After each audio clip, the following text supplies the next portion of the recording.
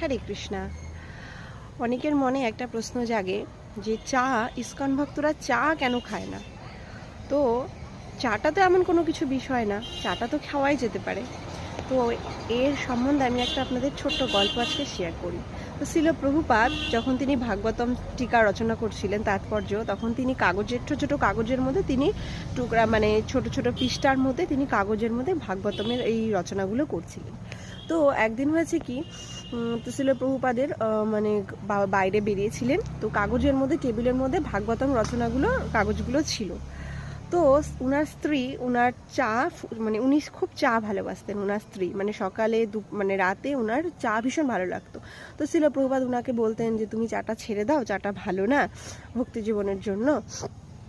তো তো উনার স্ত্রী উনার প্রভুপাদের কথা শোনেননি। তো একদিন শিল প্রভুপাদ বাইরে ছিলেন, উনার স্ত্রী চা খুঁজে পাচ্ছেন না, চা শেষ হয়ে গিয়েছে। তো চায়ের প্যাকেট আনার জন্য তো তিনি মানে প্রভুপাদ ছিলেন না, আমি টাকা খুঁজে পাচ্ছিলেন না, তিনি কোথা থেকে চা আনবেন, চাটা আনার জন্য তো টাকা লাগবে চায়ের প্যাকেট। তো তিনি ভাবলেন তাহলে এই টুকরা কাগজগুলো তো কোনো কাজের না, তাহলে এগুলোকে বিক্রি করে দেয়, এগুলো বিক্রি করে আমরা একটা চায়ের প্যাকেট নিয়ে আসি আমি।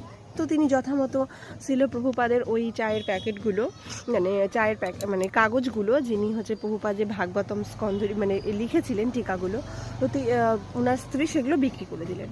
তো বিক্রি করে চা খেলেন। তো শিল প্রভুপাদ সন্ধ্যাবেলায় বাড়িতে এসেছেন, উনি এসে সেই টিকাগুলো খুঁজছেন। তো বলছেন যে তুমি কি, ওনার স্ত্রীকে বলছেন তুমি কি এগুলো দেখেছো?